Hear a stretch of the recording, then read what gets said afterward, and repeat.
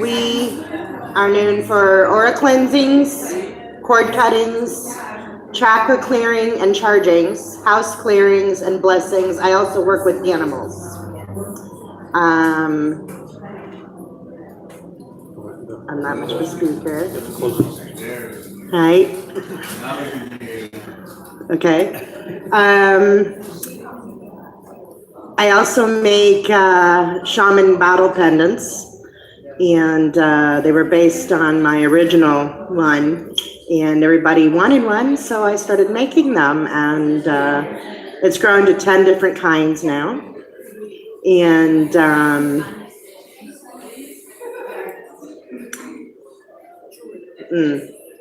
I do jewelry too, yeah.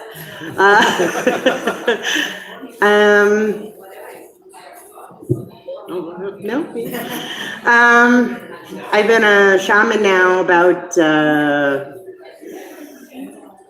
technically I've been a healer since birth. Shamanism came later in time.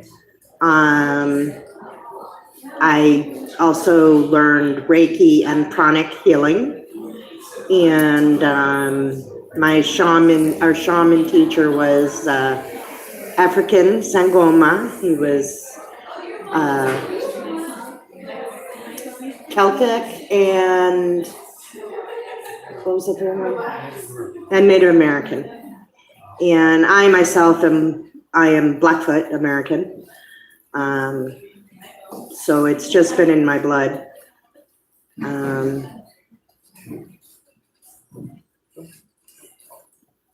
I'll take it. Good. Oh, isn't it? So while I don't practice as she does, I do help with energy work for clients, as well as I do past life regression work.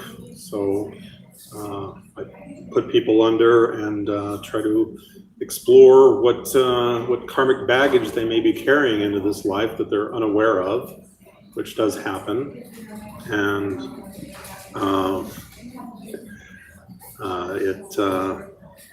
it can help in healing once you become aware of some physical ailments that sometimes carry through. Is very helpful to move on and move away from once you understand why it's with you.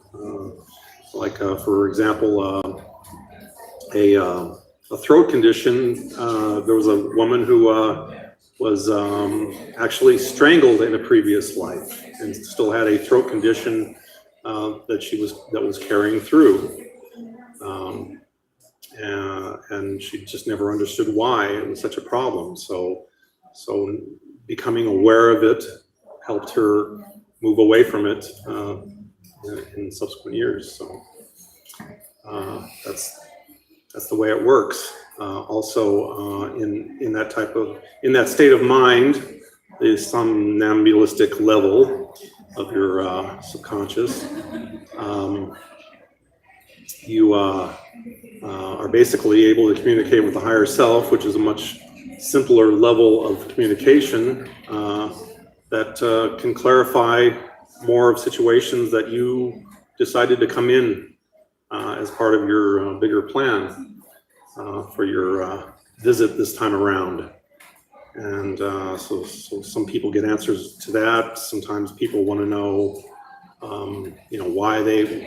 what their purpose was, what their plan was here coming in. They feel confused, and they can get an answer that way, depending on the situation.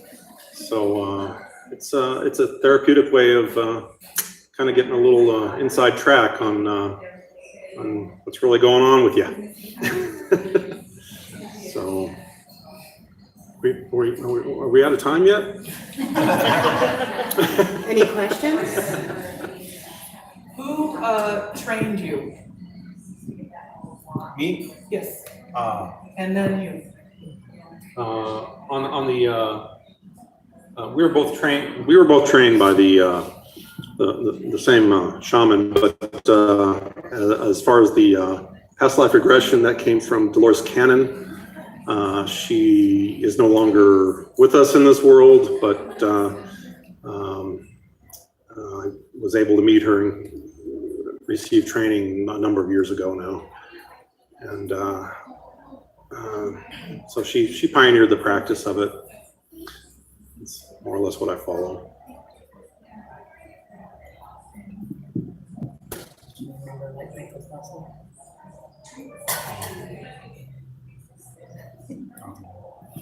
We can't remember his last name. His name's Michael. It's actually a difficult name to. But like I said, he was trained in the three different traditions, which was African, Zulu, Sangoma. He was trained in Celtic and Native American. I believe it was Apache, but I'm not 100% sure. So, and like I said, it comes since I've connected with my guides.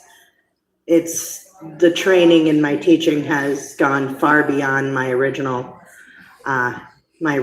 course that we took, and it's just come naturally. I've gotten kind of like what I've called downloads from my guides, and according to our teacher, actually, I'm an unusual shaman because my shaman guides animal guides are all prehistoric. There's nothing modern. So, yeah. Can I ask another question? Sure. All right, wonderful. So from each of you, what is the piece of advice that you would give new people coming up? To be a shaman or? Okay.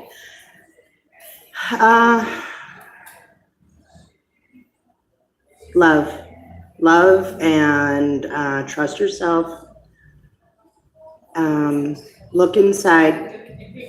Like with me, I don't meditate in a way that most people meditate. I have not been successful doing it that way, but I meditate in my own way. So everybody needs to look into their own way of doing things, how they do it. Trust yourself, trust your intuition, trust what you're doing, and above all else, love it, love what you're doing, love the people you're helping. To me, I mean, I have friends. I'm a happy person, but my greatest joy is when I sit down with a client and I know I am helping them, and they say to me, you really made a difference. You really helped me. I really feel what you're doing. Greatest joy right there. That's the greatest thing. Always the greatest joy, helping people with their ailments and restrictive conditions that are a lot more temporary than they want to believe or can be. So Eric, when you take someone under, are you taking them into a state of hypnosis? Yeah, it's a very deep level. In fact, like classically trained hypnosis stops at a level above this, and so basically when they started exploring these deeper levels, to them it was just the weird place that they couldn't make sense of, so they really trained people not to do that. So basically it's a deeper level, which you literally can ask, may I speak to your higher self?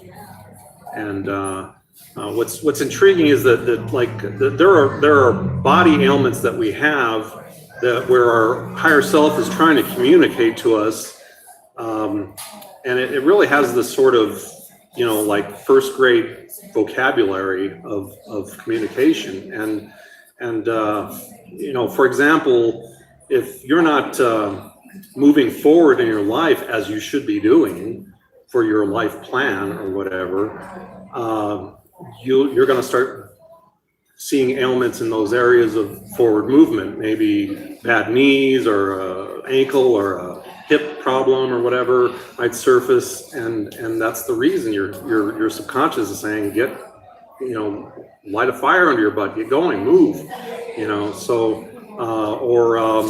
Upper back problems will be, you know, literally like or rather figuratively, the weight of the world on your shoulders. You know, maybe you got too many family members that lean on you all the time, and you feel responsible, and you really should let them go and let them deal with it. You know, instead of burdening yourself, and your subconscious is telling you this in a very simplistic way. So. I have a question. I have a question. Just you in the front. My question for both of you is, you are both practitioners. How do you support each other in the practice? You both have to answer. I just do the driving.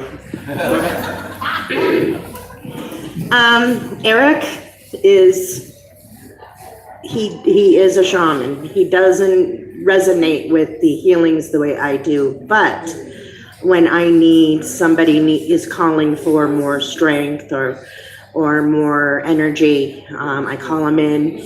Eric is, whereas I am a healing, I have healing endowments, whereas he has energy endowments. I can give him a stone and give it to him and say, this needs to be charged with extra love or with strength or courage, and I give it to him and he puts the energy in. He'll put his hands on the back of somebody while I'm pulling from the front to remove cords off of people. And we also both do Reiki. We're both Reiki 1, and we hands healing.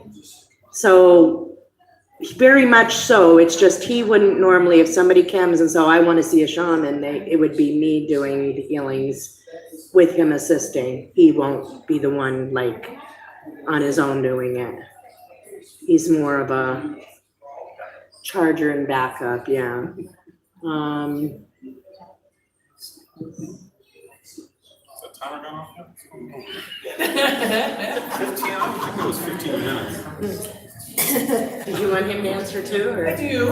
What? I thought I already quantified the entire situation. How do you support her? Or how does she support you? Well, I don't know. I think we just kind of dovetail into each other with different areas of the work. So we just know each other's strengths and we just pinch hit for each other where necessary. So. Okay. All right. So you're saying you have a symbiotic relationship? Oh, yeah. That has way too many syllables in it. But I agree, Mike, yes. Very good. We're a good partnership. Beep, beep, beep. Beep, beep, beep. So you all get your training from the same mentor? On the shamanic. Actually, can but- I answer that one? Yes, we had the same shaman teacher, but I do want to say this, and this is actually going back into Kelly's question too. My first mentor was Eric. So when it came to a lot of spiritual stuff and things like on that line, Eric was my first mentor. She was a good student. She ate it up. Yeah, I was definitely hungry for it when I met him. I was looking for the knowledge. So Awesome. Any other questions? Nope. Are we free now? Yeah, if you want to be free. Oh, you still have, oh no, it already rang. that did not already ring. Oh, I think I forgot to set it. Oh, is that? Even better.